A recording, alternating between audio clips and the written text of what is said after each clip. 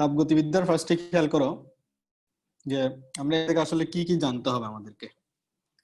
ফার্স্টে হলো আমাদের যে জিনিসটা জানতে হবে তাপগতিবিদ্যা থেকে, এখানে ইজি, আমরা তো জানি ফিজিক্সে সবসময় ইজি কোয়েশ্চেন আসে এবং এটা আমাদের মাস্ট জানা লাগবে। ঠিক আছে, ইজি কোয়েশ্চেন আমাদের কি করা লাগবে? অবশ্যই ইজি কোয়েশ্চেন, যেহেতু এটা আমাদের ফিজিক্সে যেহেতু ইজি কোয়েশ্চেন আসে, তো আমাদের ফিজিক্সের ইজি কোয়েশ্চেন গুলো যাতে মিস না যায় সেদিকে আমাদের খেয়াল রাখতে হবে। ওকে, আচ্ছা, তাহলে আমরা শুরু করি তাপগতিবিদ্যার। প্রথমে এখানে আমরা একটা শূন্যতম সূত্র নিয়ে আলোচনা করব। তাপগতিবিদ্যার প্রথমে যে জিনিসটা নিয়ে আলোচনা করব সেটা হলো শূন্যতম সূত্র। তো শূন্যতম সূত্র জিনিসটা কি?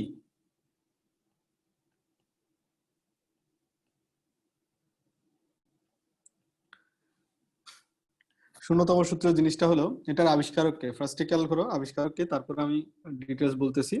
এটার আবিষ্কারককে, এটার আবিষ্কারক হলো আর.এইচ. ফাউলার। আর.এইচ. ফাউলার হলো এটার আবিষ্কারক। শূন্যতম সূত্র কে দিয়েছেন? আর.এইচ. ফাউলার। শূন্যতম সূত্র জিনিসটা কি? আমরা যদি তিনটা বস্তু নিই, এটা আমরা নরমালি জানি এ বি সি, এর সাথে বি এর যে বি যদি তাপীয় সাম্যাবস্থায় থাকে, অর্থাৎ এ এর টেম্পারেচার যদি হয় 40 ডিগ্রি সেন্টিগ্রেড, বি এর টেম্পারেচার যদি হয় 40 ডিগ্রি সেন্টিগ্রেড, তাহলে তার মানে এ এবং বি কি তাপীয় সাম্যাবস্থায় আছে। বি এবং সি এর যদি আবার টেম্পারেচার কি হয়, সেম হয়, তার মানে কি দাঁড়াচ্ছে বলতো? এ এবং সি এর টেম্পারেচার একই না? অর্থাৎ প্রথম দুইটা বস্তু যদি তৃতীয় কোনো বস্তুর সাথে সাম্যাবস্থায় থাকে, তাহলে ওই দুইটা বস্তু পরস্পর কি হবে? সাম্যাবস্থায় থাকবে। এটাই হলো কমন কথা। এই ইজি জিনিসগুলো মাথায় রাখতে হবে। হ্যাঁ, তাহলে এই শূন্যতম সূত্রের উপর ভিত্তি করে কি তৈরি করা হয়েছে? এই শূন্যতম সূত্রের উপর ভিত্তি করে তৈরি করা হয়েছে থার্মোমিটার। থার্মোমিটারে, থার্মোমিটার আমরা যেটা ইউজ করি সেটারে ডাক্তাররা যেটা ইউজ করে সেটারে বলা হয় ক্লিনিক্যাল থার্মোমিটার। সেটারে কি থার্মোমিটার বলা হয়? ক্লিনিক্যাল থার্মোমিটার বা ডাক্তারি থার্মোমিটার। ঠিক না? কোনো কনফিউশন আছে? কোনো কনফিউশন আছে? কোনো কনফিউশন নাই না? নাই। আচ্ছা, এখন এই যে কনফিউশন না থাকার কারণ, আমরা থার্মোমিটারটা দেখছি, তাই না? থার্মোমিটারে লেখা থাকে যে ফারেনহাইট স্কেলে, দেখো থার্মোমিটারে লেখা থাকে না যে ফারেনহাইট স্কেলে লেখা থাকে না? আচ্ছা, এখন বলো তো দেখি, এই ক্লিনিক্যাল থার্মোমিটার যাদের ঘরে আছে তারা একটু খেয়াল করবা, ক্লিনিক্যাল থার্মোমিটার কত থেকে শুরু হয়ে কত পর্যন্ত থাকে? দেখবা ক্লিনিক্যাল থার্মোমিটারে শুরু হলো 95 ডিগ্রি থেকে, 95 ডিগ্রি ফারেনহাইট থেকে শুরু করে এটা কত ডিগ্রি ফারেনহাইট পর্যন্ত থাকে? 110 ডিগ্রি ফারেনহাইট। সাবাস, 110 ডিগ্রি ফারেনহাইট পর্যন্ত। এটা 95 ডিগ্রি ফারেনহাইট থেকে 110 ডিগ্রি ফারেনহাইট পর্যন্ত মাপা যায়। এখন প্রশ্ন হলো, আমাদের বডির স্বাভাবিক তাপমাত্রা কত? আমাদের বডির নরমাল তাপমাত্রাটা কত? আমাদের বডির নরমাল তাপমাত্রা হলো 98.4 ডিগ্রি কি ফারেনহাইট। আমি সেদিন বলছিলাম এটা যদি সেলসিয়াসে না 36.9 ডিগ্রি সেলসিয়াস। ঠিক আছে, এখন আমাকে একটু বলো তো 36.9 ডিগ্রি সেলসিয়াস আর 98.4 ডিগ্রি ফারেনহাইট, এটা তো রিসেন্ট একটা টেম্পারেচার আবিষ্কার হয়েছে যেটাকে বডি স্বাভাবিক টেম্পারেচার বলা হয়, যেটা হলো 97.2 ডিগ্রি ফারেনহাইট। আমাদের আগে আমরা জানতাম এটা। ঠিক আছে, অপশনে যদি এটা না দেখো যে আমাদের দেহের স্বাভাবিক তাপমাত্রা কত, এটা যদি অপশনে না দেখো, তাহলে কি দেখাতে হবে? 97.2 ডিগ্রি ফারেনহাইট, 97.2 ডিগ্রি ফারেনহাইট। আচ্ছা, এখন চলে আসি আমরা এই থার্মোমিটারের ক্ষেত্রে। শুনতেছো তো তোমরা সবাই, তাই না? আচ্ছা, এই যে থার্মোমিটারের ক্ষেত্রে কি করতে হবে, কি কি জানতে হবে আমাদের? থার্মোমিটারকে তো আমরা বললাম ফারেনহাইটে। শুধু কি ফারেনহাইট স্কেল আছে? ফারেনহাইট ছাড়াও অনেকগুলো স্কেল আছে, তাই না? তাপমাত্রার আন্তর্জাতিক স্কেল আছে, ব্যবহারিক স্কেল আছে। এই তাপমাত্রার ব্যবহারিক স্কেলের অনুমোদন দেওয়া হয়েছে 1927 সালে। তাপমাত্রার ব্যবহারিক স্কেলগুলোর অনুমোদন দেওয়া হয়েছে কত? আন্তর্জাতিক স্কেলটার অনুমোদন দেওয়া হয়েছে 1927 সালে। তো এই তাপমাত্রা আন্তর্জাতিক স্কেলের মধ্যে কি আছে? স্কেল আছে, ফারেনহাইট স্কেল আছে এবং কেলভিন স্কেল আছে।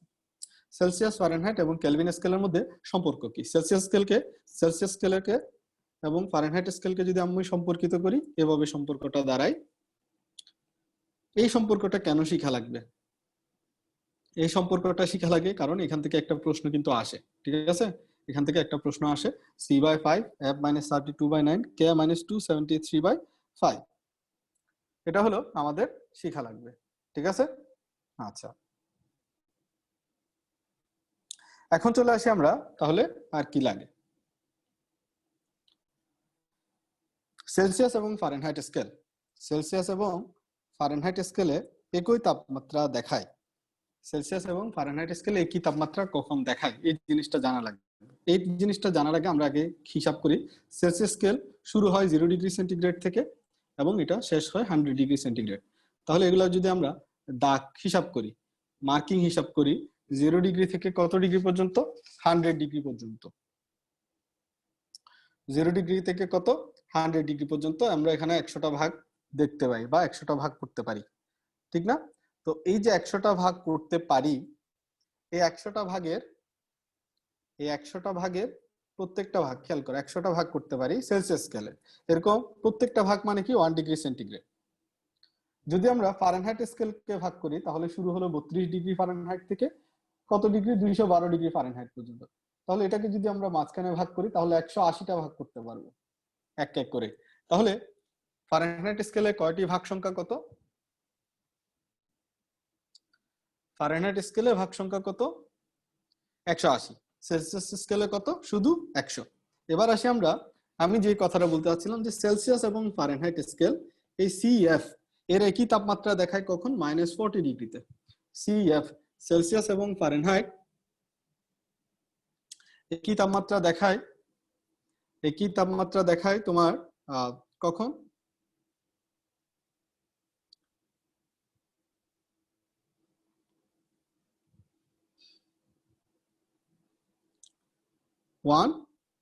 -40 ডিগ্রিতে। আচ্ছা ঠিক আছে, এবার আসি আমরা কেলভিন স্কেল, কেলভিন স্কেল এবং ফারেনহাইট স্কেল, কেএফ।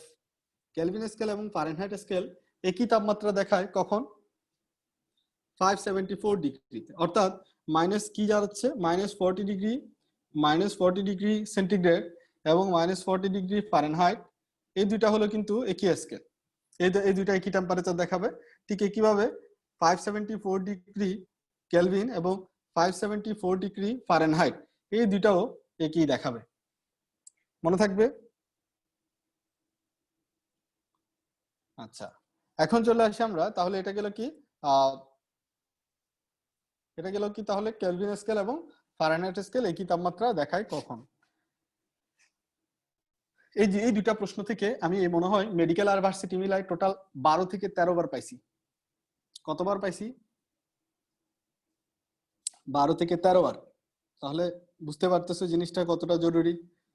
আচ্ছা, এখন আসি আমরা ত্রৈধবিন্দু জিনিসটা কি। ত্রৈধবিন্দু জিনিসটা হলো, ধরো পানির ক্ষেত্রে ধরো পানির ত্রৈধবিন্দু বলতে কি বোঝানো হয়, পানির ত্রৈধবিন্দু বলতে কি বোঝানো হয়। পানির ত্রৈধবিন্দু বলতে ধরো 3টা টেম্পারেচার আছে। কয়টা টেম্পারেচারের কথা বলতেছি, 3টা টেম্পারেচার। সেটা হলো, একটা হলো ধরো 3টা টেম্পারেচার বলতে আমি কি বুঝাচ্ছি, সেটা হলো কঠিন কখন থাকে, তরল কখন হয়, আর গ্যাস কখন থাকে। 3 তাপমাত্রা হয়। যদি কোনো একটি পানি যদি কোনো একটা নির্দিষ্ট তাপমাত্রায় কঠিন অবস্থা, তরল অবস্থা এবং কি বাষ্পীয় অবস্থা, তিনটা একই সাথে থাকে, তখন সেটাকে বলা হয় ত্রৈধবিন্দু। যেমন পানির ক্ষেত্রে, পানির হলো ত্রৈধবিন্দু কত, পানির ত্রৈধবিন্দু হলো 273 কেলভিন। পানির ত্রৈধবিন্দু কত, 273 কেলভিন। ঠিক আছে, তাহলে পানির ত্রৈধবিন্দু কত, যে তাপমাত্রায় বরফ, পানি এবং জলীয় বাষ্প তাপীয় সাম্যাবস্থায় থাকে তাকে বলা হয় পানির ত্রৈধবিন্দু। আচ্ছা, মনে থাকবে তো। এখন চলে আসি আমরা, তোমাদের কাছে যদি ফিজিক্সের বই থাকে সবার সামনে একটু খুলে ফেলো, ফিজিক্স সেকেন্ড পেপারে ফার্স্ট চ্যাপ্টারের বইটা একটু খুলে ফেলো। আমি এখন থেকে বইয়ের কি কি লাগবে সেটাও বলে ফেলবো, একটু বইটা খুলে ফেলো। তো বইয়ের ওখানে দেখো একটা ওয়াট লেখা আছে যে 4.58 মিলিমিটার মার্কারি, 4.58 মিলিমিটার মার্কারিতে কি হচ্ছে এই ত্রৈধবিন্দুটা পাওয়া যায়। তাহলে 273.16 কেলভিন, যেটা, এটাকে একটু অ্যাকুরেট করে লিখি না হলে বোঝা যাবে না, 273.16 কেলভিন যেটা, সেটা পানির ত্রৈধবিন্দু হবে কখন, যদি আমরা চাপ কত চাপে হিসাব করি, আমরা 4.58 মিলিমিটার মার্কারি চাপে হিসাব করি, তখন পানির ত্রৈধবিন্দু দাঁড়াচ্ছে কত, 273.16 কেলভিন। বুঝা হবে? আচ্ছা, এরপরে আসি আমরা চার্টের মধ্যে। খেয়াল করো, চার্টে একটা চার্ট দেওয়া আছে না, নিয়ন, অক্সিজেন, আর্গন, এগুলো বিভিন্ন পদার্থ দেওয়া আছে, এবং ডান পাশে দেখো যে তাপমাত্রা দেওয়া আছে, স্থির বিন্দু দেওয়া আছে, ত্রৈধবিন্দু যেগুলো আছে, হ্যাঁ, ত্রৈধবিন্দু তাপমাত্রা দেওয়া আছে। একটু খেয়াল করো, যেমন নিয়নের ত্রৈধবিন্দু কত দেওয়া আছে, নিয়নের বই থেকে তোমরা দেখে দেখে বলো দেখি, বই খোলা কার কার, নিয়নের ত্রৈধবিন্দু কত দেওয়া আছে?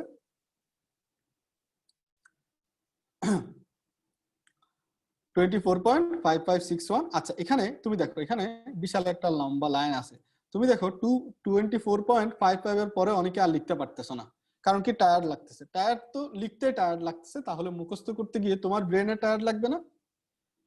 তোমার হাতে টায়ার লাগতেছে, তোমার ব্রেনে টায়ার লাগবে না? লাগবে। তাহলে তুমি প্রথমেই লিখতে দুইটা বাদ দিয়ে দিছো। যখন তোমার ব্রেন পড়া শুরু করবে, তোমার ব্রেন এই দুইটা বাদ দিয়ে দিবে কিছুদিন পরে। তোমার আলটিমেটলি ব্রেন কতটুকু নিবে? 24। তাহলে তুমি কতটুকু প্রথমে দেখবা, চেষ্টা করে দেখবা মনে রাখার জন্য, কিন্তু আলটিমেটলি তোমার ব্রেন শেষ পর্যন্ত কতটুকু নিয়ে রাখবে? 24ই নিয়ে রাখবে। তাহলে প্রেসার দিবা 24 এর উপরে, পরে দশমিকটা যতটুকু পারো, পারলে না পারলে নাই। ঠিক আছে? আচ্ছা, এরপরে আসি আমরা অক্সিজেন। অক্সিজেনের ত্রৈধবিন্দু যদি বলি, অক্সিজেনের ত্রৈধবিন্দু কত? অক্সিজেনের ত্রৈধবিন্দু হলো 54.35, ঠিক না? তাহলে আমরা এখান থেকে 54টার দিকে ভালো করে খেয়াল করব। এভাবে এই চারটার সবগুলা ত্রৈধবিন্দু ভালো করে খেয়াল করতে হবে। পারবা না? তাহলে এই চারটা একটু দাগায় ফেলো সবাই। ওকে, ঠিক আছে সবাই। আচ্ছা, বই কেন খুলতে বললাম? বই খুললে একটু মাথায় মনে হবে ক্লাস করতেছো, ঠিক আছে? এই জন্য এখন থেকে বই নিয়ে বসবা, রুটিন যেহেতু দিই সেহেতু বই নিয়েই বসবা, যে ক্লাসে কি হচ্ছে সেটা দেখার জন্য। এখন আসি আমরা এই যে তাপগতীয় স্থানাঙ্ক। তাপগতীয় স্থানাঙ্ক কতটি? তাপগতীয় স্থানাঙ্ক কয়টি বলতো? তাপগতীয় স্থানাঙ্ক হলো 3টি। তাপগতীয় স্থানাঙ্ক মানে কি, যে তাপগতিবিদ্যা যা কিছু আছে আমরা এটাকে 3টা জিনিস দিয়ে প্রকাশ করব। একটা হলো চাপ, একটা হলো আয়তন, আর একটা হলো তাপমাত্রা, পি, ভি, আর হলো টি।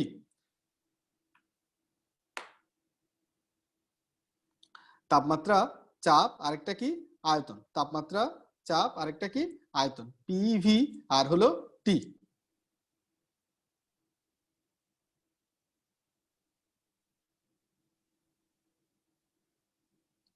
আচ্ছা, এখন আসি আমরা যে জিনিসটা নিয়ে আমাদের আলোচনা, সেটা হলো তাপগতিবিদ্যার প্রথম সূত্র। তাপগতিবিদ্যার প্রথম সূত্রের দিকে যদি আমরা যাই, এটা কে দিয়েছেন তাপগতিবিদ্যার প্রথম সূত্রটা?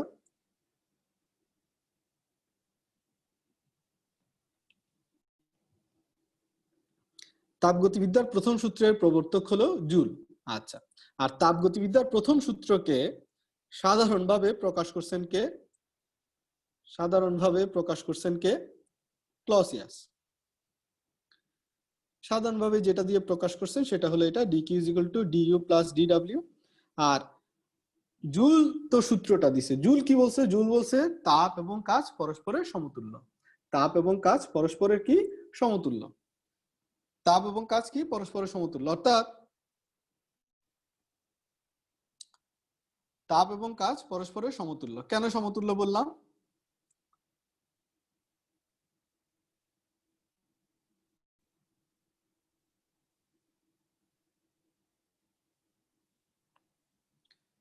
এই সমতুল্য সমানুপাতিক যদি আমরা তুলে দিই, এখানে একটা ধ্রুবক আসে না, জে কিউ। এই জে জিনিসটা কি? এই জে জিনিসটাকে বলা হয়, এই জে জিনিসটাকে কি বলা হয় বলতো? তাপের তাপের যান্ত্রিক সমতা। তাপের যান্ত্রিক সমতা, ঠিক আছে? এটাকে কি বলা হয়? তাপের যান্ত্রিক সমতা। এই জিনিসটা ভালো করে একটু খেয়াল রাখবা। এই জিনিসটা ভালো করে একটু কি করবা? খেয়াল রাখবা, তাপের যান্ত্রিক সমতা। তো এখানে তাপ এবং কাজ পরস্পরের কি মনে রাখবা? তাপ এবং কাজ পরস্পরের সমতুল্য, এটা বলছেন কে? জুল। আর এটাকে সাধারণভাবে প্রকাশ করছেন কে? ক্লসিয়াস। ঠিক আছে? ক্লসিয়াসের সমীকরণটা কি? dq = du + dw। dq = du + dw। ঠিক আছে? এখন আসি আমরা এটা হলো তাপগতীয় স্থানাঙ্ক 3টা। হ্যাঁ, তাপগতীয় কি তিনটা স্থানাঙ্কের এই হিসাবে আমরা যদি কিভাবে ডব্লিউ সমানুপাতিক কিউ আসে এগুলা নিয়ে আমরা আলোচনা করলাম।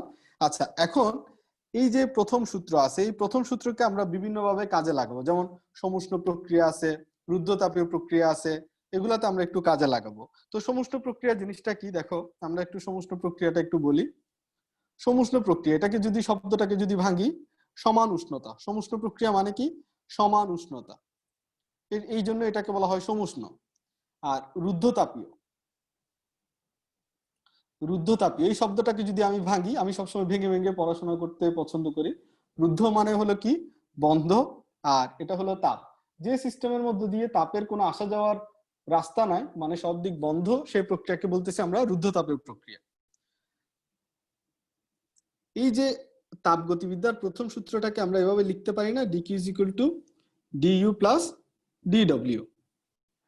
এখন সমান উষ্ণতা, সমুষ্ণ প্রক্রিয়ায় তাপমাত্রা হলো কি থাকতেছে, সমান থাকতেছে। তাপমাত্রা সমান থাকা মানে কি, একটা জিনিস সবসময় খেয়াল রাখবা, সেটা হলো অভ্যন্তরীণ শক্তির পরিবর্তন। অভ্যন্তরীণ শক্তির পরিবর্তনের সাথে সম্পর্ক কার আছে, তাপমাত্রা। কার সম্পর্ক আছে, তাপমাত্রা। অভ্যন্তরীণ শক্তির পরিবর্তনের সাথে সম্পর্ক কার, তাপমাত্রা সম্পর্ক আছে। অর্থাৎ অভ্যন্তরীণ শক্তি যদি চেঞ্জ হয়, তাপমাত্রাও কি হবে, চেঞ্জ হবে। অভ্যন্তরীণ শক্তি যদি চেঞ্জ হয়, তাপমাত্রাও কি হবে, চেঞ্জ হবে। তাহলে অভ্যন্তরীণ শক্তির সাথে কার সম্পর্ক আছে, তাপমাত্রা সম্পর্ক আছে।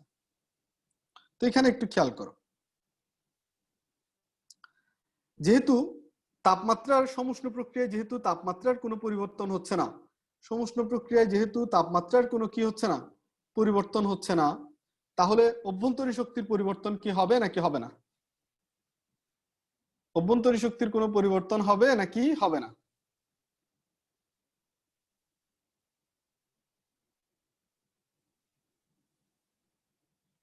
কোনো পরিবর্তন হবে না। অভ্যন্তরীণ শক্তি যদি পরিবর্তন না হয়, এখানে খেয়াল করো, এখানে ডিইউ, ডিইউ দিয়ে বোঝানো হয় অভ্যন্তরীণ শক্তি। তাহলে অভ্যন্তরীণ শক্তির যেহেতু তাপমাত্রা, সমুষ্ণ প্রক্রিয়ায় তাপমাত্রার পরিবর্তন শূন্য, তাহলে বলতো অভ্যন্তরীণ শক্তির পরিবর্তন কত হবে, শূন্য হবে। তাহলে সমুষ্ণ প্রক্রিয়ার আলটিমেট সমীকরণ কি দাঁড়াচ্ছে, এটার মান যদি আমি 0 বসাই দিই, DQ is equal two DW. অর্থাৎ সমুষ্ণ প্রক্রিয়ায় সমস্ত তাপ কিসে পরিণত হবে, সমস্ত তাপ কিসে পরিণত হবে, কাজে পরিণত হবে। তা এখান থেকে আমরা একটাই জিনিস শেখার চেষ্টা করতেছি, যে অভ্যন্তরীণ শক্তির পরিবর্তন শূন্য এবং তাপমাত্রা স্থির সমস্ত প্রক্রিয়ায়। রুদ্ধতাপীয় প্রক্রিয়া কিন্তু এরকম না। রুদ্ধতাপীয় প্রক্রিয়া কি হয়, চেঞ্জ হয়। যেমন একটা পাত্র নিলাম, সেই পাত্রে আমরা কি নিলাম, কিছু গ্যাসীয় অণু নিলাম।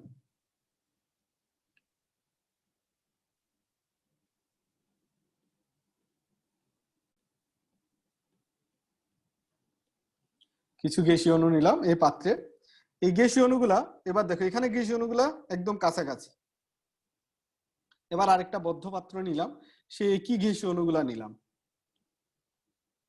এই গ্যাসীয় অণুগুলা পরস্পর থেকে কি বেশি দূরে,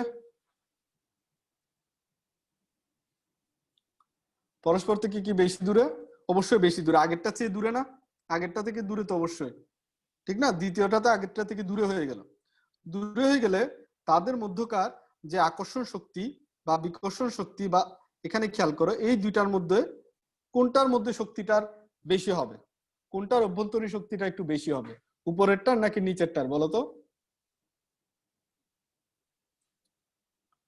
উপরেরটার। উপরেরটা যেহেতু কাছাকাছি আছে, উপরেরটার অবশ্যই শক্তিটা বেশি হবে। এখন এটা আমরা বদ্ধ পাত্রের মধ্যে করছিলাম। বদ্ধ পাত্র মানে কি, রুদ্ধতাপীয় প্রক্রিয়ায়, তাই না? তো রুদ্ধতাপীয় প্রক্রিয়ায় এটাকে যদি আমরা রুদ্ধতাপীয় সংকোচন বলি, আর এটাকে যদি আমরা রুদ্ধতাপীয় প্রসারণ বলি, তাহলে আমার প্রশ্ন হলো, রুদ্ধতাপীয় সংকোচন এবং প্রসারণ কোনটাতে অভ্যন্তরীণ শক্তি বাড়ে, কোনটাতে অভ্যন্তরীণ শক্তি বাড়ে, রুদ্ধতাপীয় সংকোচনে।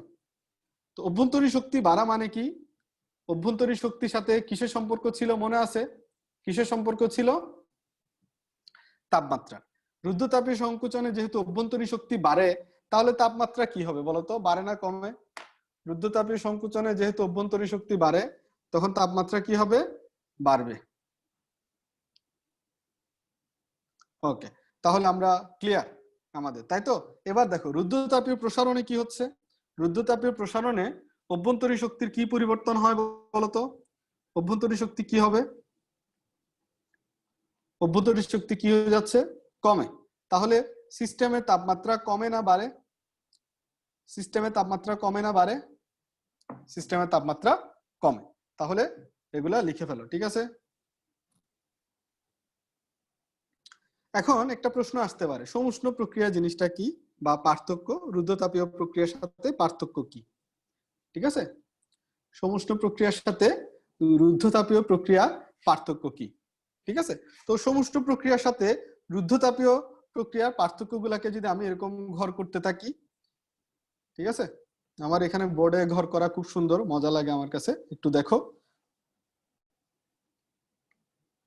প্রথম প্রশ্ন হলো, সমুষ্ণ প্রক্রিয়ায় কি স্থির থাকে? সমুষ্ণ প্রক্রিয়ায় কি স্থির থাকে বলতো? সমুষ্ণ প্রক্রিয়ায় তাপমাত্রা স্থির থাকে। সমুষ্ণ প্রক্রিয়ায় কি স্থির থাকে? তাপমাত্রা স্থির থাকে। রুদ্ধতাপীয় প্রক্রিয়ায় কি স্থির থাকে? এটা নিয়ে 90% স্টুডেন্টই উল্টাপাল্টা আনসার দেয়। ঠিক আছে, এটা হলো খেয়াল রাখবা, বইয়ের মধ্যেই, আসলে স্টুডেন্টদের আমি দোষ দিই না, বইয়ের মধ্যে এক জায়গায় দিছে এন্ট্রপি, এক জায়গায় দিছে তাপ। ঠিক আছে, এবং টিচাররা পড়ানোর সময় এটা ক্লিয়ার করে না যে বইয়ের যে জায়গায় এন্ট্রপি আছে এবং তাপ থাকলে কি হবে। এটা হলো এন্ট্রপিও এবং তাপও, খেয়াল করো, এন্ট্রপি বা তাপ। তাহলে প্রথমে খেয়াল করবা, রুদ্ধতাপীয় প্রক্রিয়া স্থির থাকে কোনটা? যদি বলা হয় অপশনে যদি এন্ট্রপি আর তাপ থাকে তাহলে অবশ্যই এন্ট্রপি দিবা, আর যদি এন্ট্রপি বা তাপ না থাকে তাহলে যে কোনো একটা থাকে, যে কোনো একটা থাকে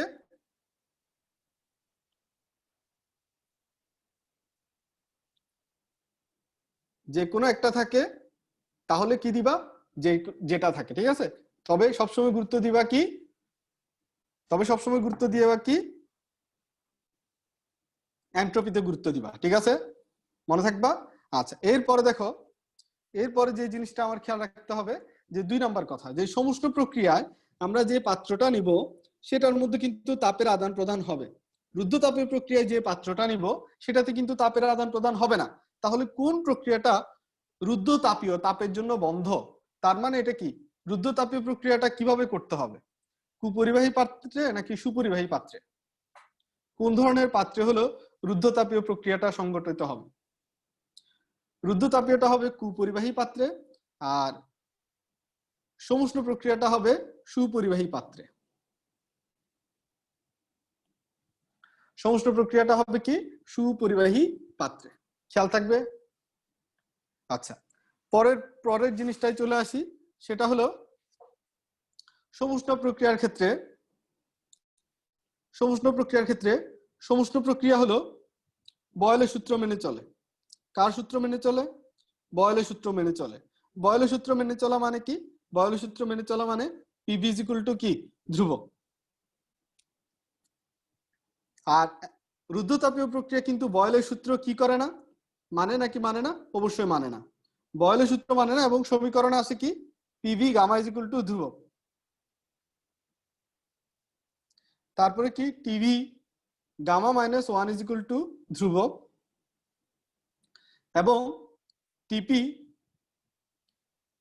1 minus gamma divided by gamma is equal to ধ্রুবক। ঠিক আছে, এই তিনটা জিনিস হলো মাথায় রাখবা, এগুলো হলো রুদ্ধতাপীয় প্রক্রিয়ার ক্ষেত্রে। আচ্ছা, এই সমীকরণ তিনটা কিন্তু ফরজ মনে রাখা। এখানে কিন্তু গামা একটা জিনিস পাইছি, তো প্রশ্ন আসে না গামা জিনিসটা কি? এখন প্রশ্ন আসতেছে গামা আবার কি জিনিস? গামা জিনিসটা হলো সিপি এবং সিভি এর অনুপাতকে বলা হয় গামা। সিপি এবং সিভি এর অনুপাতকে বলা হয় গামা। পরবর্তীতে সাথে সাথে প্রশ্ন আসতেছে, তাহলে আবার সিপি জিনিসটা কি? দেখো, একটার সাথে আরেকটা ল্যাচ চলে আসে না। সিপি জিনিসটা কি? সিপি জিনিসটা হলো স্থির চাপে, স্থির চাপে মোলার আপেক্ষিক তাপ।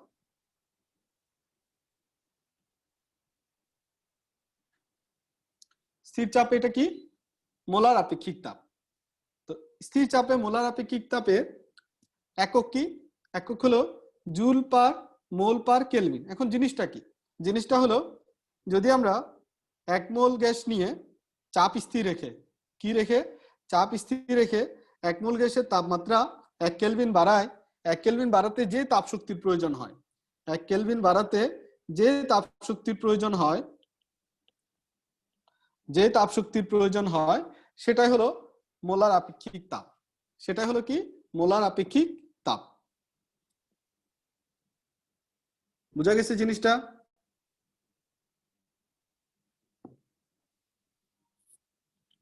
আচ্ছা, এখন চলে আসি আমরা তাহলে এই যে 1 মোল গ্যাস 1 কেলভিন তাপমাত্রায় যে তাপ শক্তির প্রয়োজন হয় সেটা হলো স্থির চাপে মোলার আপেক্ষিক তাপ। তো একক কি দাঁড়াচ্ছে? জুল পার মোল পার কেলভিন।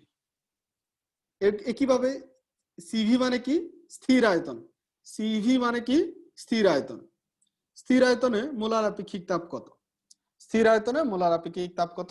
এভাবে হিসাব করতে হবে। স্থির আয়তনে এটা হলো স্থির আয়তনে মোলার আপেক্ষিক তাপ কত বলতে, বা একক কি হবে এটা বুঝাচ্ছি আর কি। একক কি হবে? স্থির আয়তনে মোলার আপেক্ষিক তাপের সেম একক জুল পার মোল পার কেলভিন। ঠিক আছে?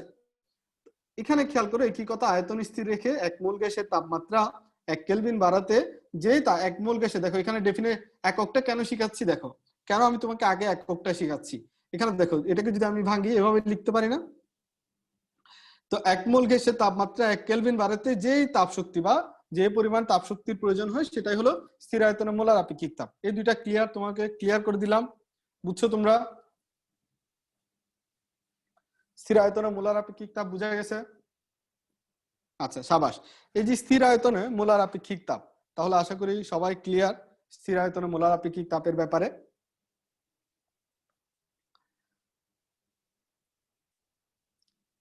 আচ্ছা, এখন চলে আসি আমরা স্থির আয়তনে মোলার আপেক্ষিক তাপের পরে সিপি এবং সিভি এই দুইটার একক থেকে আমরা, সিপি এবং সিভি এর একক থেকে মানে অনুপাত থেকে আমরা পাচ্ছি গামা। এই গামা এর মানটা দেখো, গামা এর মানটা কিভাবে বের করব? গামা এর বিভিন্ন মান আছে কিন্তু 1.66, 1.40 গামা এর মান। গামা এর মান আরো একটা আছে 1.33।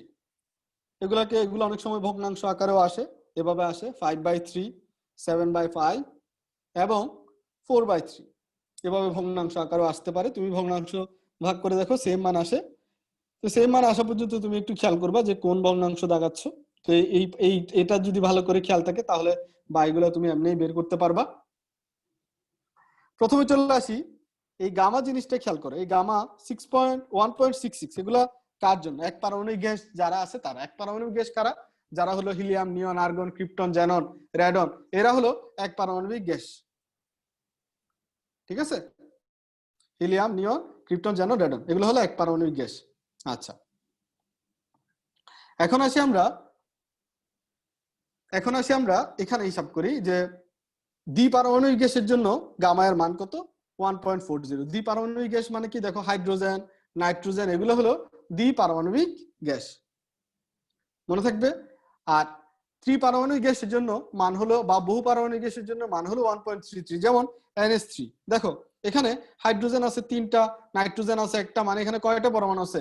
4টা পরমাণু। তাহলে এরকম গ্যাস যেগুলো আছে সেগুলোর জন্য গামা এর মান 1.33। এখন ওজনের জন্য গামা এর মান কত? কে বলতে পারবা?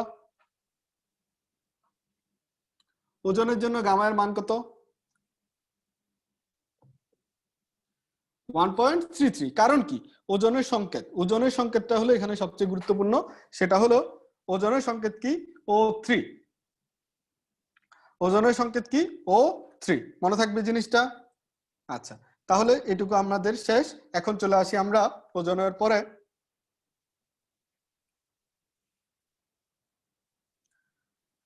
গামার জিনিসটা বুঝছো তো? তাহলে এখানে একটা জিনিস খেয়াল করো তো, গামায়ের মান 1 এর চেয়ে গামায়ের মান 1 এর চেয়ে বড় কিনা?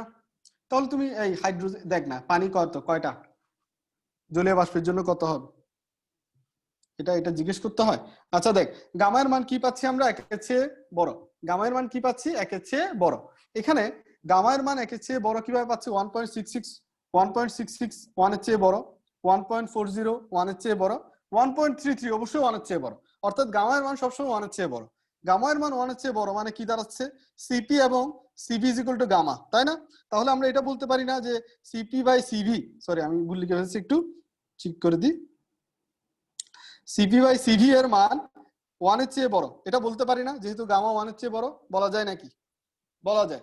বলা গেলে 1 এর চেয়ে বড় কখন আসবে? যদি সিপি এর মান সিভি এর চেয়ে কি হয়? বড় হয়।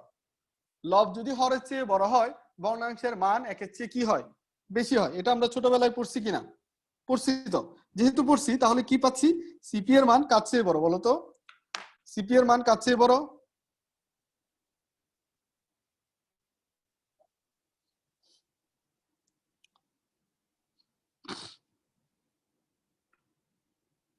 সিপি এর মান সিভি এর চেয়ে বড়, ঠিক আছে? আচ্ছা, এখন দেখো তাহলে এই জিনিসটাকে হলো আমাদের জানা দরকারি।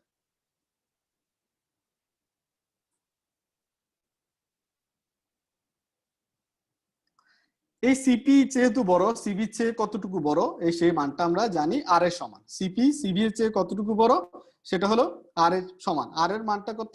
8.314 জুল পার কেলভিন পার মোল। এখানে দেখো বারবারই আমরা ওই সিপি সিভি এর এককটা কিন্তু শেষ পর্যন্ত জেনে আছি।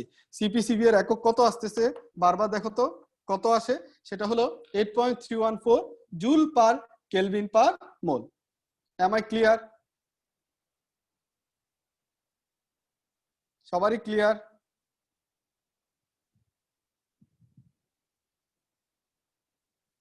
আচ্ছা আচ্ছা, এবার আসি আমরা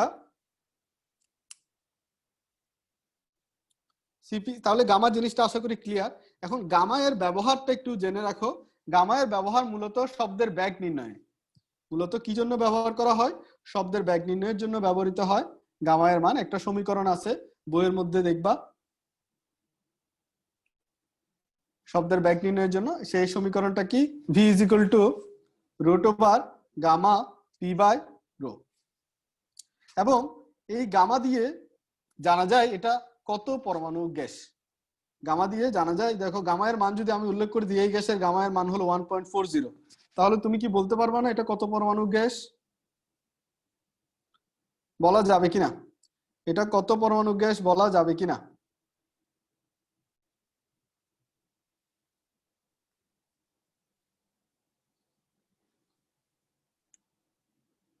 আচ্ছা, বলা যাবে। তাহলে এগুলা জানা যায়, কত পরমাণু গ্যাস তা জানা যায়। আচ্ছা, একটু একটা জিনিস তোমরা একটু চার্ট করে ফেলো। সেগুলো হলো বিভিন্ন, আমরা জানি প্রকৃতিতে বিভিন্ন ধরনের সিস্টেম থাকে, যেমন উন্মুক্ত সিস্টেম, বদ্ধ সিস্টেম আর বিচ্ছিন্ন সিস্টেম। উন্মুক্ত সিস্টেম,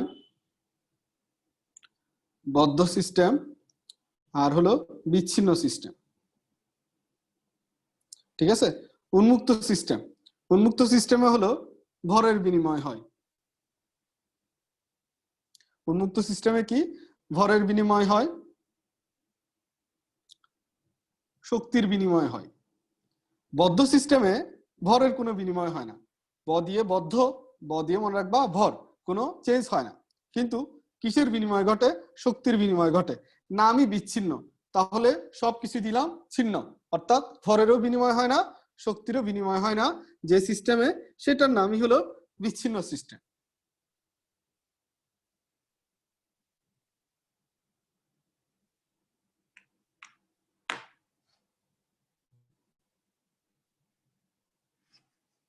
এগুলা দুনিয়ার গাদা, বুঝছো?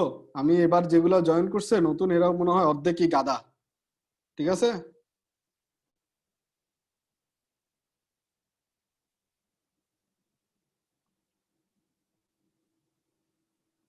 একটু লাইনে থাকো, হ্যাঁ তোমরা।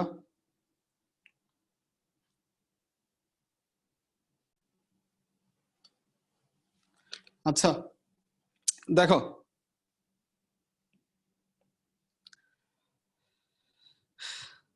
আচ্ছা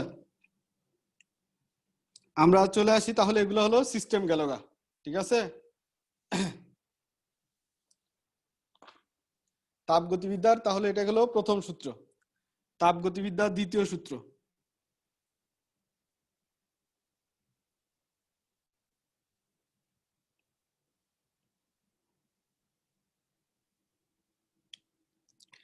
তাপগতিবিদ্যার দ্বিতীয় সূত্র জিনিসটা কি? একটা জিনিস হলো, তাপগতিবিদ্যার দ্বিতীয় সূত্র জিনিসটা আমরা সবাই জানি, সেটা হলো ইঞ্জিন সম্পর্কিত। ঠিক না? যে একটা ইঞ্জিন কতটুকু দক্ষ হতে পারে, বা একটা শীতল জিনিস থেকে একটা গরম জিনিসে তাপের সরবরাহ করা সম্ভব কিনা, এই জিনিসটা হলো আমরা তাপগতিবিদ্যার দ্বিতীয় সূত্রে পেয়ে থাকি। ঠিক আছে?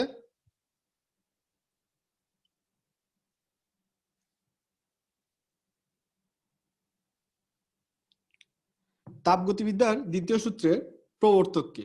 বইয়ের মধ্যে একটা লাইন দেখবা যে তাপগতিবিদ্যার দ্বিতীয় সূত্রের ভিত্তি হলো যে কার্নোর যে বক্তব্যটা সেটা, এজন্য তাপগতিবিদ্যার দ্বিতীয় সূত্রের প্রবর্তক বলা হয় কার্নোকে। আচ্ছা, এখন এই তাপগতিবিদ্যার দ্বিতীয় সূত্র কিন্তু 4 জনে দিছে। কয়জন দিছে দেখবা? 4 জন দিছে, ঠিক না? 4 জন দিছে না? 4 জন দিছে কিন্তু। আচ্ছা, এই 4 জন যে তাপগতিবিদ্যার দ্বিতীয় সূত্রটা দিছে সেখানে কি কি আছে? ক্লসিয়াসের বিবৃতি আছে, কেলভিনের বিবৃতি আছে, প্লাঙ্কের বিবৃতি আছে, কার্নোর বিবৃতি আছে।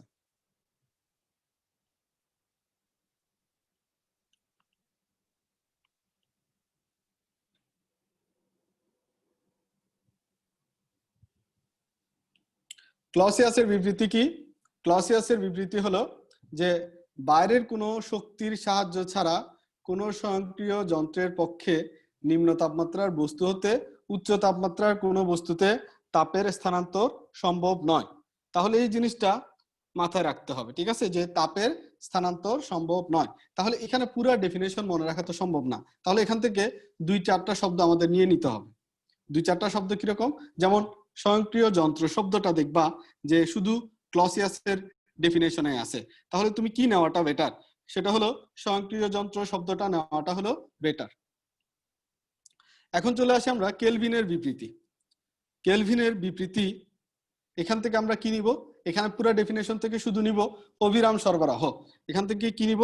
অভিরাম সরবরাহ।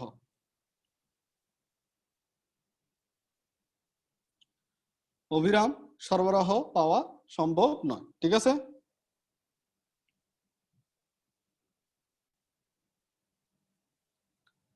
এখন আসি আমরা কেলভিনের পরে প্লাঙ্কের বিবৃতি। প্লাঙ্কের বিবৃতি হলো কি? যে কোনো তাপ উৎস হতে অনবরত তাপ শোষণ করবে এবং তা সম্পূর্ণরূপে রূপান্তরিত করবে এমন একটা তাপ ইঞ্জিন তৈরি করা সম্ভব নয়। হ্যাঁ, কিওয়ার্ড, এখান থেকে কিওয়ার্ড কেমনে মনে রাখবা?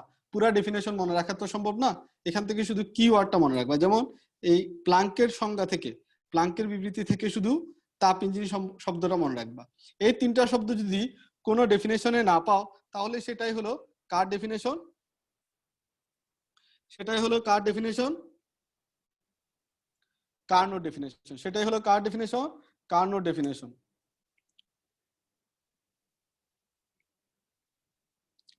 তাহলে আমাদের গেল গা। এখন চলে আসি আমরা এই তাপগতিবিদ্যা। তাহলে এই দ্বিতীয় সূত্র থেকে যে জিনিসটা আমাদের মূল বক্তব্য সেটা হলো যে শীতলতর বস্তু থেকে উষ্ণতর বস্তুতে তাপের সরবরাহ সম্ভব নয়। শীতল বস্তু থেকে উষ্ণতর বস্তুতে তাপের সরবরাহ সম্ভব নয়, ঠিক আছে? তো এখন চলে আসি আমরা, আচ্ছা আরেকটা ভালো কথা, তোমরা কেমনে জানো যে স্ক্রিনশট দিচ্ছে? তুমি কি ক্লাসে না ফেসবুক হোয়াটসঅ্যাপ ইউজ করতেছো? এটা কে জানি দিছিলা? দাঁড়াও, তারও তো ধরা লাগবে, ওদের বকে তো লাভ নাই, তোমাদেরও ধরা লাগবে। আচ্ছা, এরপরে আমি একটু তাপগতিবিদ্যার দ্বিতীয় সূত্রের পরে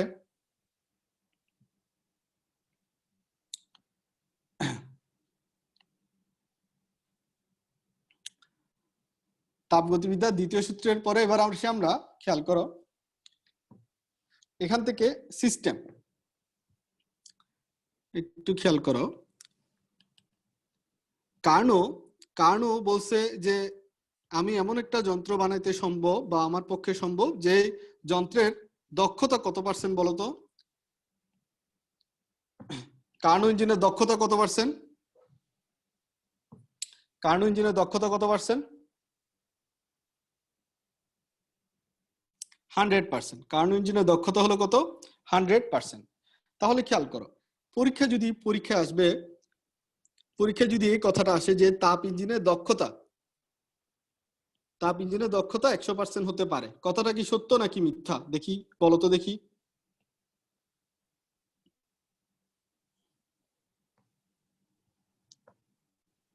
তাপ ইঞ্জিনের দক্ষতা 100% হতে পারে, কথাটা কি সত্য নাকি মিথ্যা?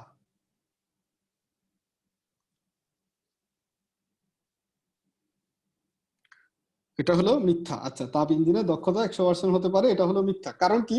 কার্নো ইঞ্জিন 100% হলো, খেয়াল করো, কার্নো ইঞ্জিন 100% হলো, তাপ ইঞ্জিন কিন্তু 100% হতে পারে না।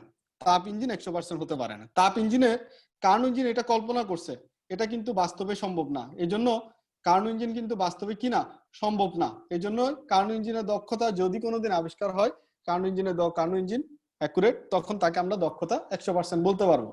বর্তমানে যে তাপ ইঞ্জিন পাওয়া যায় সেগুলো দক্ষতা 100% হতে পারে না। তাপ ইঞ্জিনের দক্ষতা হাইয়েস্ট, তাপ ইঞ্জিনের সাধারণত দক্ষতা পাওয়া যায় কত, 30%, রেঞ্জে বললে 20 থেকে 25%। যদি এটার কোনোটা অপশনে না থাকে তাহলে কি দিয়ে দিবা, 50%। তিনটা অপশন, ঠিক না? আচ্ছা, এখন আসি আমরা, তাহলে এটা গেল আমাদের কার্নো ইঞ্জিন। আমরা এটা কি গেল, কার্নো ইঞ্জিন গেল। এখন আসি আমরা, এই কার্নো ইঞ্জিনের দক্ষতা কখন 100% হতে পারে?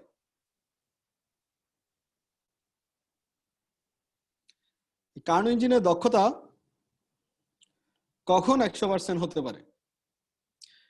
কার্নো ইঞ্জিনের দক্ষতা 100% হবে কল্পনায়, এবং যদি এই চারটা প্রক্রিয়া সুন্দরভাবে ঘটে। সেই চারটা প্রক্রিয়া কি কি? একটা হলো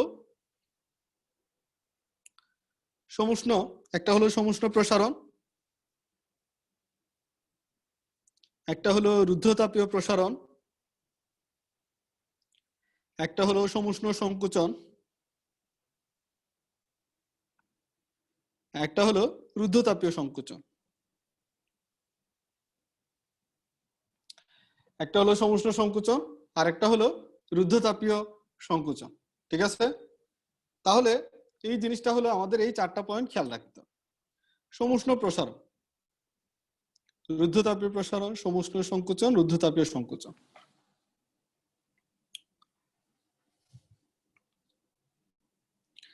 এই যে সমুষ্ণ প্রসারণ যেটা আছে, এটা হলো প্রথম ধাপ।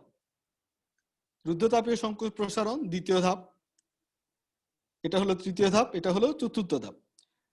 এই রুদ্ধতাপীয় প্রসারণে তাপমাত্রা কমে না বাড়ে?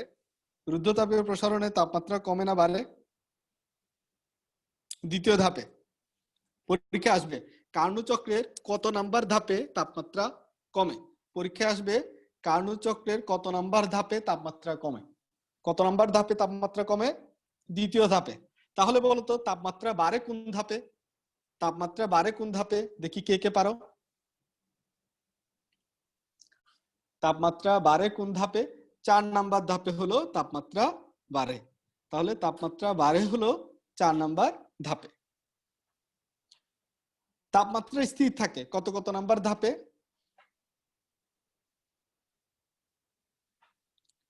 তাপমাত্রা স্থির থাকে কত কত নাম্বার ধাপে? 1 নাম্বার এবং 3 নাম্বার ধাপে হলো তাপমাত্রা কি থাকে, স্থির থাকে।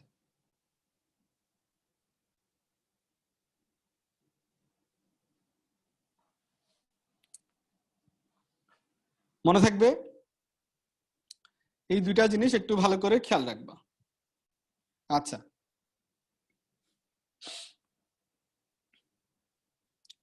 তাহলে এটা হলো আমাদের কি গেল গা, তাপমাত্রার ব্যাপার স্যাপার গেল গা, সব আশা করি ক্লিয়ার কার্নো চক্রে। এখন কার্নো ইঞ্জিনের কিছু অংশ আছে, সেই অংশগুলোর নাম লিখে রাখো। কার্নো ইঞ্জিনের বিভিন্ন অংশ পাওয়া যায়। কার্নো ইঞ্জিনের বিভিন্ন অংশের নাম কি কি? যেমন হলো সিলিন্ডার, তারপর হলো তাপ উৎস, বারবার উৎসের কথা আমরা নিচ্ছি তাই না? তারপর হলো তাপ গ্রাহক, বোটানি পড়লে পড়তে হয় পলি, আর কেমিস্ট্রি পড়তে হয় পলি, আর হলো এখানে আসলে হলো উৎস, তাই না? দেখো, তাহলে অন্তরক, অন্তরক আসন, এই চারটা জিনিস হলো কার্নো ইঞ্জিনের অংশ, মনে রাখবে। আচ্ছা, তোমাদের জন্য একটা ছোট প্রশ্ন, সেটা হলো পেট্রোল ইঞ্জিন এবং ধরো বাষ্পীয় ইঞ্জিন। পেট্রোল ইঞ্জিন ধরো মোটর গাড়িতে পাওয়া যায়, আর বাষ্পীয় ইঞ্জিন হলো ট্রাক্টরে। বাষ্পীয় ইঞ্জিন কোথায়? ট্রাক্টরে। বলতো কার দক্ষতা বেশি? পেট্রোল ইঞ্জিনের দক্ষতা বেশি নাকি বাষ্পীয় ইঞ্জিনের দক্ষতা বেশি?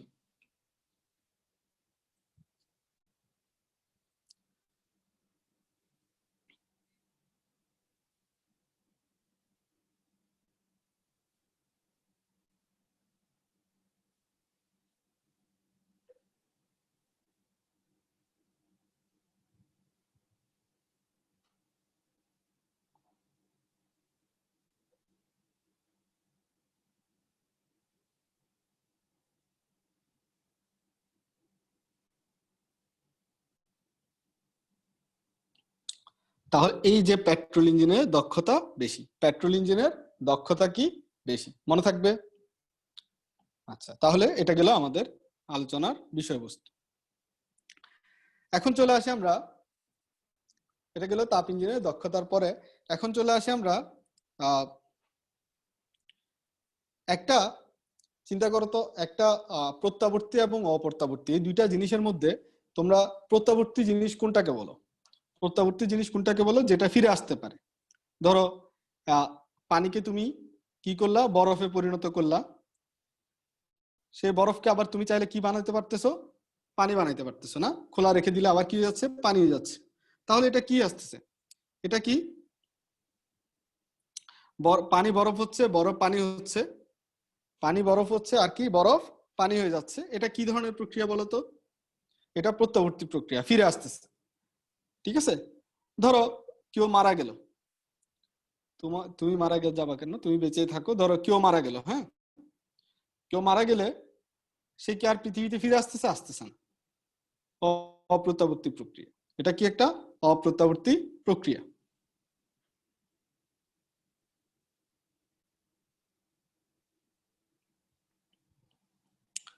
অপ্রত্যাবর্তী প্রক্রিয়া। তাহলে এখানে খেয়াল করো, অপ্রত্যাবর্তী জিনিসটা কি? যেটা আর কখনো ফিরে আসে না, যেটা আর কখনো কি হচ্ছে না, ফিরে আসতেছে না। তাহলে এই যে ফিরে আসে না, এই যে ফিরে আসে না, এই জায়গাটা থেকে আমাদের কি শিখতে হবে?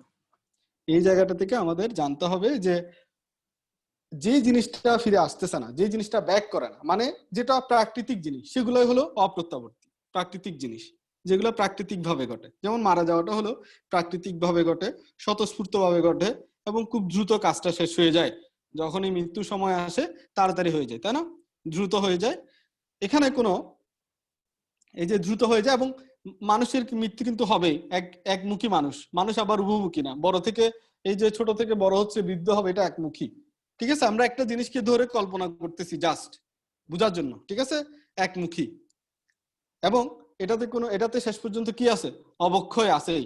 তোমার শেষ পর্যন্ত এক সময় এই যে এত সুন্দর শরীর, এটা এক সময় ক্ষয় হয়ে যাবে, অবক্ষয় আছে। তাহলে অপ্রত্যাবর্তী প্রক্রিয়ার বৈশিষ্ট্যগুলো মনে থাকবে। শুধু মানুষ মরে গেলে এটা কি? প্রাকৃতিক, এটা হলো প্রাকৃতিক একটা প্রক্রিয়া, স্বতঃস্ফূর্ত একটা প্রক্রিয়া, এটা একটা দ্রুত প্রক্রিয়া, এবং এটা একমুখী, এবং অবক্ষয় আছে, তাই না? আচ্ছা, এবার দেখো প্রত্যাবর্তী যেটা, প্রত্যাবর্তী তাহলে কি হবে? অনবক্ষয়ী, তারপরে হলো স্থৈতিক, অস্বতঃস্ফূর্ত।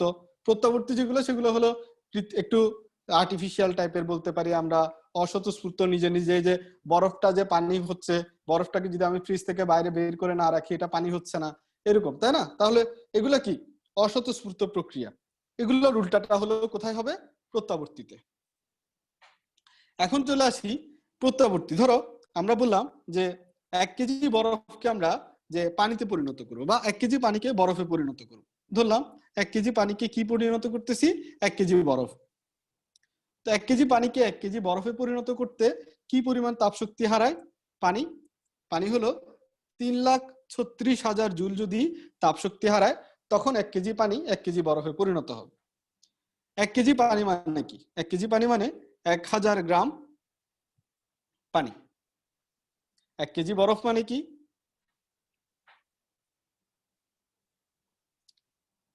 1000 গ্রাম বরফ।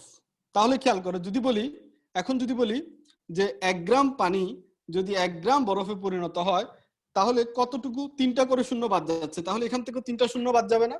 এই যে 3টা শূন্য বাদ গেছে। তাহলে 1 গ্রাম পানিকে 1 গ্রামে বরফে পরিণত করতে কত জুল তাপ শক্তি হারায় পানি? 336 জুল। এখন দেখো 336 জুলকে যদি আমরা ক্যালোরিতে নিতে চাই, তাহলে কিভাবে নিব? 1 জুল সমান, সরি, 1 ক্যালোরি সমান 4.2 জুল। তাহলে জুলকে যদি আমরা ক্যালোরিতে নিতে চাই, তাহলে কত দিয়ে ভাগ করব? 4.2 দিয়ে ভাগ করব। 4.2 দিয়ে ভাগ করলে মান চলে আসে 80 ক্যালোরি। ঠিক আছে, তাহলে এখান থেকে দুইটা কথা বলতে পারি, যে 336 জুল বা 80 ক্যালোরি তাপশক্তি বর্জন করবে কে? 1 গ্রাম পানি। তারপর এটা কিসে পরিণত হবে? বরফে পরিণত হবে।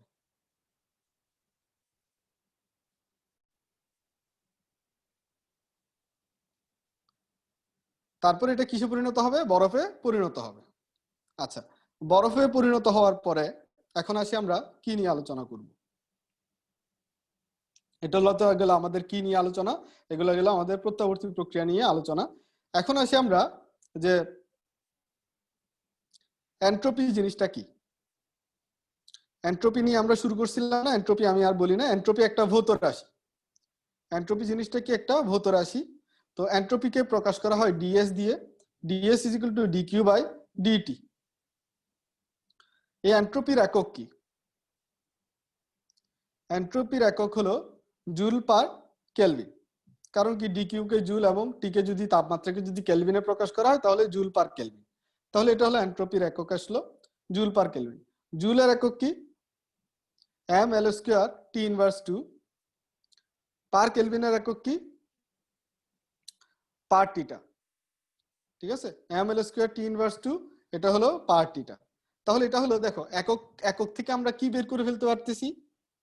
যারা একক জানো তারা মাত্রা বের করো। এখন মাত্রা কিভাবে বের করতে হয় এটা আমি একদিন শিখাবো, যে মাত্রা কেমনে বের করা লাগে। এখন চলে আসি আমরা তাহলে এই এন্ট্রপি। এই এন্ট্রপি জিনিসটা হলো মনে রাখবা প্রত্যাবর্তী প্রক্রিয়ায়। প্রত্যাবর্তী প্রক্রিয়ায় এন্ট্রপির কোনো পরিবর্তন হয় না। প্রত্যাবর্তী প্রক্রিয়ায় এন্ট্রপি কি থাকে? স্থির থাকে। প্রত্যাবর্তী প্রক্রিয়া এন্ট্রপি কি থাকে? স্থির থাকে। কিন্তু প্রত্যাবর্তী প্রক্রিয়া কি বললাম? এন্ট্রপি স্থির থাকে, বা কি বলা যায় এন্ট্রপির কোনো পরিবর্তন হয় না। প্রত্যাবর্তী প্রক্রিয়ায় এন্ট্রপির পরিবর্তন কি বলা যাবে? এন্ট্রপির পরিবর্তন কি?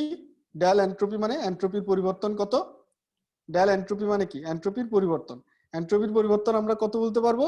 0।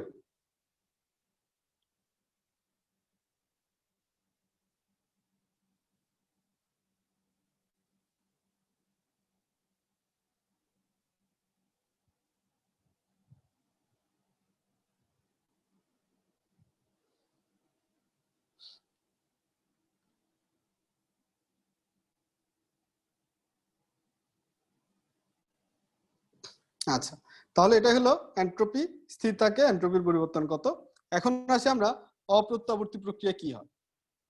অপ্রত্যাবর্তী প্রক্রিয়ায় এন্ট্রপি সবসময় বাড়ে।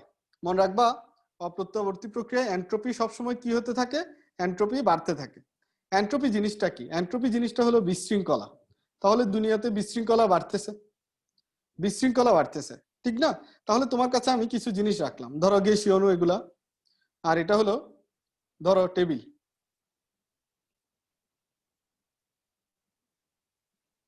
এই টেবিল এবং গ্যাসীয় অণুগুলোর মধ্যে আমার প্রশ্ন হলো কোনটা বেশি বিশৃঙ্খলা সৃষ্টি করতে পারবে? কোনটা বেশি বিশৃঙ্খলা সৃষ্টি করতে পারবে? গ্যাসীয় অণু। তাহলে বলছি বিশৃঙ্খলা যত বেশি এন্ট্রপি তত বেশি। তাহলে কোনটার এন্ট্রপি বেশি? এখন প্রশ্ন হলো কোনটার এন্ট্রপি বেশি? গ্যাসের এন্ট্রপি বেশি। বোঝা গেছে জিনিসটা? তাহলে কার এন্ট্রপি বেশি? গ্যাসের এন্ট্রপি বেশি। ওকে, তাহলে আমরা যদি এভাবে সাজাই কঠিন, তরল এবং গ্যাস, কার এন্ট্রপি বেশি হচ্ছে? গ্যাসের এন্ট্রপি বেশি, সবচেয়ে কম হলো কার? কঠিনের। তাহলে আমরা আশা করি ক্লিয়ার সবাই।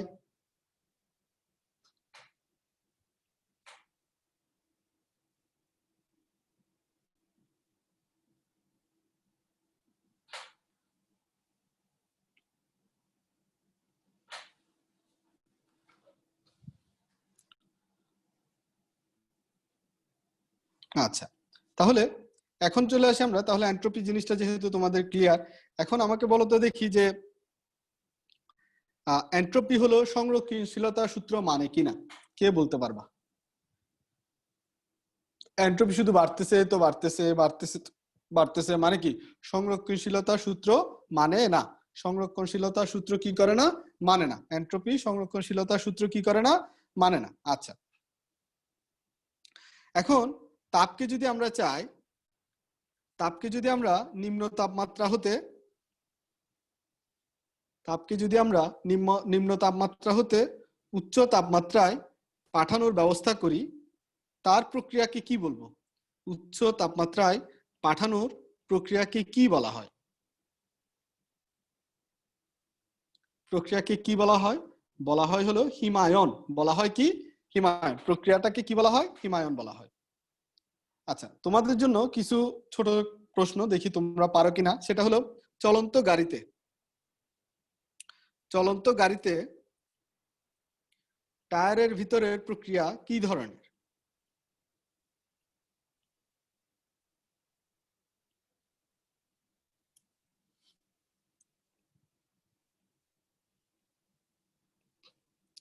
টায়ারের ভিতরের প্রক্রিয়া হলো সম-আয়তন।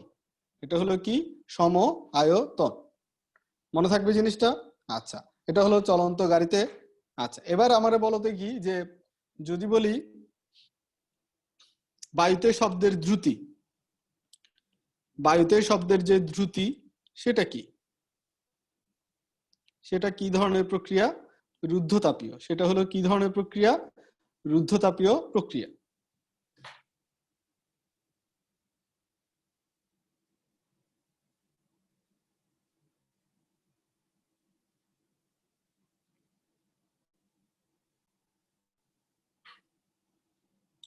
এখন চলে আসি আমরা সাইকেলের চাকা। সাইকেলের চাকা যদি হঠাৎ ফেটে যায়, সাইকেলের চাকা যদি হঠাৎ ফেটে যায়, সাইকেলের চাকা হঠাৎ ফেটে গেলে এটা কি রকম অনুভূতি হয়? ঠান্ডা অনুভূতি হয়। এই যে ঠান্ডা বোধ হয়, এটার পিছনে কারণ কি? ঠান্ডা মানে কি? তাপমাত্রাটা কমে যাচ্ছে। তাহলে এটা কি রুদ্ধতাপীয় প্রসারণ হবে নাকি রুদ্ধতাপীয় সংকুচন হবে? টায়ারের মধ্যে এতক্ষণ তাপের কোনো আদান প্রদান হয় না, এখন কি হচ্ছে? রুদ্ধতাপীয় প্রসারণ হচ্ছে। আচ্ছা, এখন দেখো সাইকেলের চাকায়, সাইকেলের চাকায় হাওয়া ভরার সময় সাইকেলের চাকাটা ধীরে ধীরে গরম হয়ে যায়। সাইকেলের চাকায় হাওয়া ভরার সময় সাইকেল কিন্তু গরম হয়, বড় গরম হচ্ছে। দেখো, গরম ঠান্ডা তাপমাত্রার পরিবর্তন হচ্ছে। তাহলে রুদ্ধতাপীয় প্রক্রিয়া হবে নাকি সমুষ্ণ প্রক্রিয়া হবে? অবশ্যই রুদ্ধতাপীয় প্রক্রিয়া। এখন রুদ্ধতাপীয় সংকোচন নাকি প্রসারণ, এটা আমরা কি দেখে বুঝবো? কি দেখে বুঝবো বলতো? এই যে লেখাগুলো আছে না, এগুলা দেখে বুঝবো না? আমি কথাগুলো বুঝাইতে পারছি? দেখো, তুমি যদি বেসিক ক্লিয়ার করো তাহলে এগুলার আনসার দিতে পারবা, এগুলার আনসার দিতে পারবা। আর যদি বেসিক ক্লিয়ার না থাকে তাহলে কোনো আনসার দিতে পারবা না। এখন একটা প্রশ্ন আসছে, সম-আয়তনে, সম-আয়তন প্রক্রিয়াটা কি? সম-আয়তন প্রক্রিয়াকে আমরা কিভাবে লিখতে পারি, তাই না?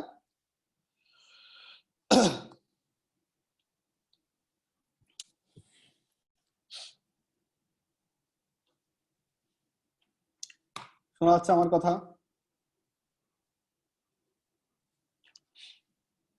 আচ্ছা, তোমাদেরকে যে সম-আয়তনের কথা বলতেছি, বলতো মোট তাপগতীয় প্রক্রিয়া কয় ধরনের আছে? মোট তাপগতীয় প্রক্রিয়া কয় ধরনের আছে?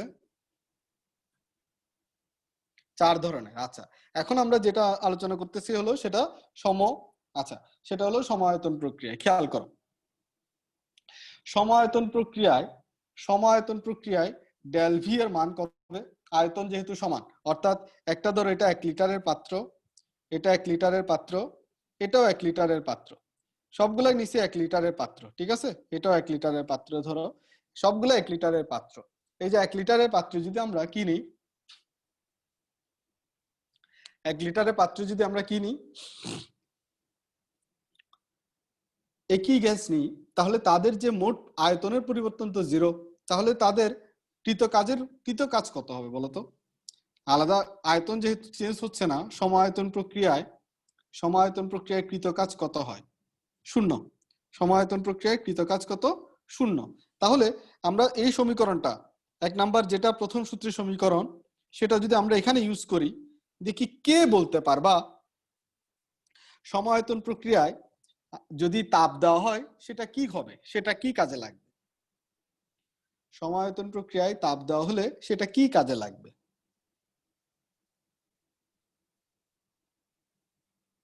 বলতো, সম-আয়তন প্রক্রিয়ায় তাপ দেওয়া হলে সেটা কি কাজে লাগবে? পুরাটাই কাজে পরিণত হবে, মাথা ফুটাই ফেলবো।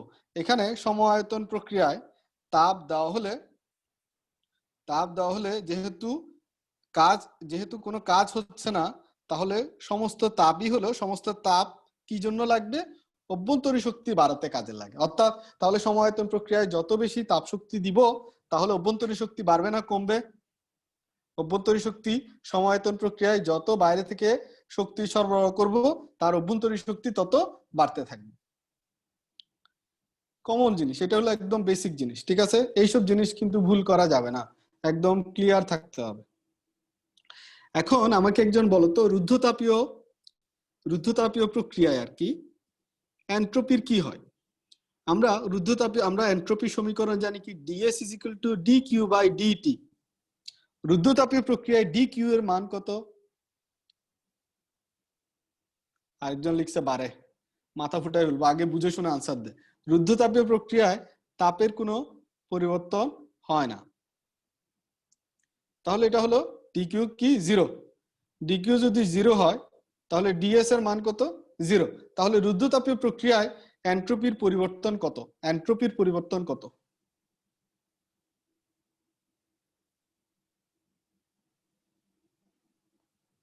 এন্ট্রপির পরিবর্তন 0। সাবাস।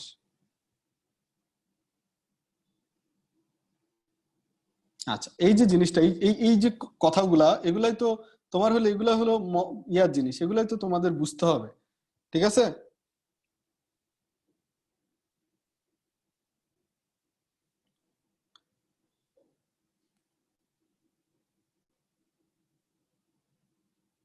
আচ্ছা, এবার আসি আমরা আপেক্ষিক তাপের সমীকরণে। আপেক্ষিক তাপের সমীকরণটা কি? যে কোনো আপেক্ষিক তাপের সমীকরণ হলো আমরা এভাবে বলতে পারি, dQ = এভাবে হিসাব করা হয় ms del θ। তো এখান থেকে আমরা যদি এসটা নিয়ে নিই তাহলে কি হচ্ছে, dQ/m del θ। আচ্ছা, m del θ যেহেতু আমরা লিখে ফেললাম, তাহলে এখানে আমরা কি লিখতে পারি দেখো তো। dQ এর মান রুদ্ধতাপীয় প্রক্রিয়ায় বলতো আপেক্ষিক গ্যাসের আপেক্ষিক তাপ কত হবে দেখি বলতো। রুদ্ধতাপীয় প্রক্রিয়ায় গ্যাসের আপেক্ষিক তাপ কত হবে? তাহলে তুমি বুঝতেছো তোমার জিনিসগুলা কি, তুমি যদি বেসিক ক্লিয়ার থাকে লাভ কোথায়?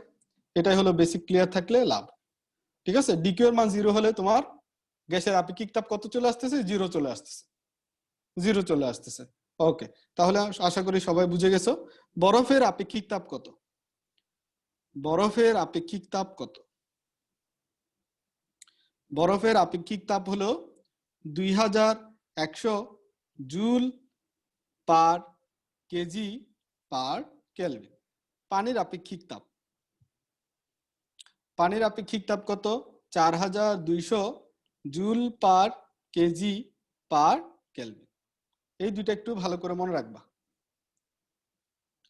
আচ্ছা, তোমাদের জন্য একটা এমসিকিউ, ছোট্ট একটা এমসিকিউ করি, দেখি তোমরা আনসার দিতে পারো কিনা। দেখি বলো তো, সমুষ্ণ প্রক্রিয়ায় গ্যাসের আপেক্ষিক তাপ কত?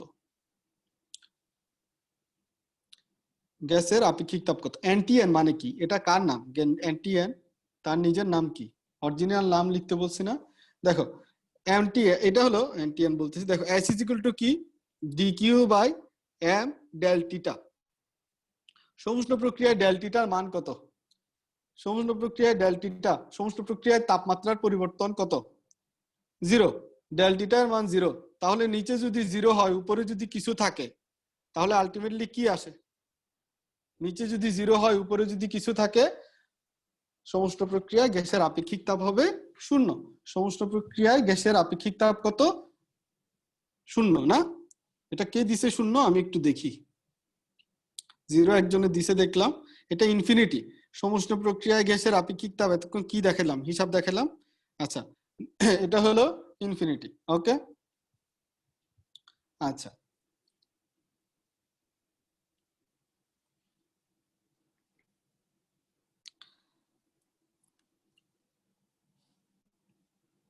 আচ্ছা, এবার আমি একটু করে নিই,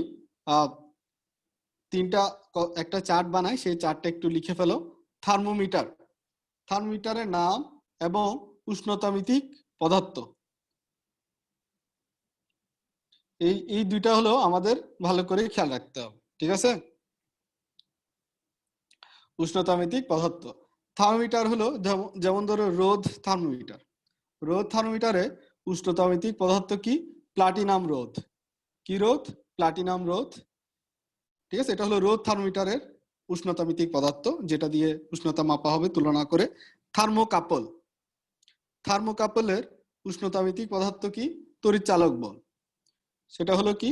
তড়িৎ চালক বল। পাইরোমিটার, পাইরোমিটার, পাইরোমিটারের তড়িৎ চালক বল কি? উত্তপ্ত বস্তুর বিকিরণ, উত্তপ্ত বস্তুর বিকিরণ।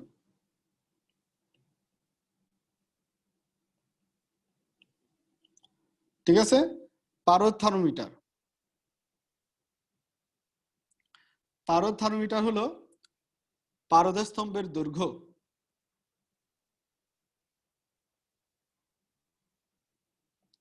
ঠিক আছে, এগুলো একটু লিখে ফেলো।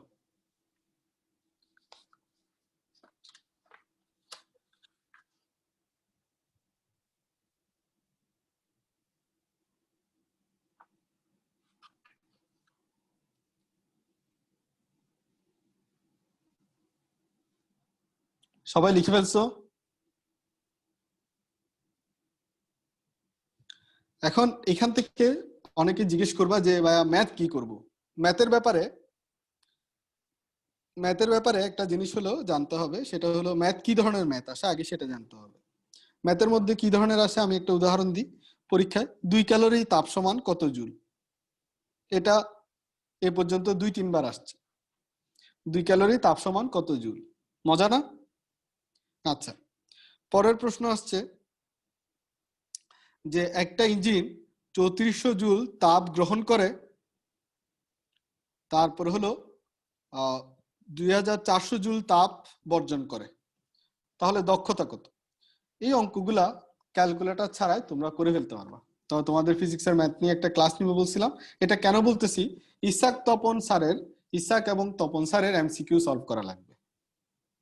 ইসাক স্যারের বইয়ের এমসিকিউ, তপন স্যারের বইয়ের এমসিকিউ সলভ করা লাগবে ভালো করে। তবে এখানে কিছু বড় বড় ম্যাথ আছে, সেই ম্যাথগুলা কিন্তু লাগবে না। শুধু কোন ম্যাথগুলা করবা, সেটা হলো এই যে ম্যাথ যেগুলা ছোট ছোট টাইপের, এই ম্যাথগুলা করবা। কথা বুঝা গেছে? কোন ম্যাথ করবা বুঝা গেছে? বড়গুলা না কিন্তু, ছোটগুলা। আচ্ছা, এখন তোমাদেরকে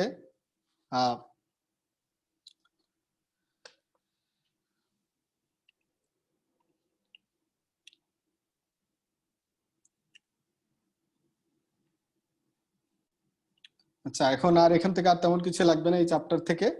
এই চ্যাপ্টারের এগুলা মোটামুটি একটু শিখবা, আর এই চ্যাপ্টারটা তো ছোট, তো তোমাদের এই চ্যাপ্টারের উপর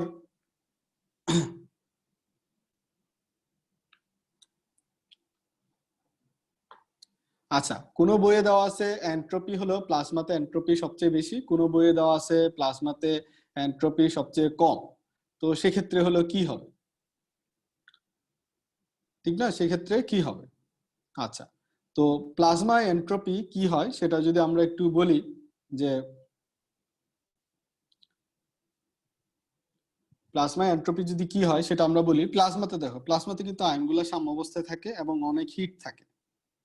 ঠিক আছে, তো অনেকে বলে যে ম্যাক্সিমাম এন্ট্রপিটা প্লাজমাতেই থাকে, যে গ্যাসের চেয়েও সবচেয়ে বেশি এন্ট্রপি হলো কোথায় আছে, যে তোমার প্লাজমাতে থাকে।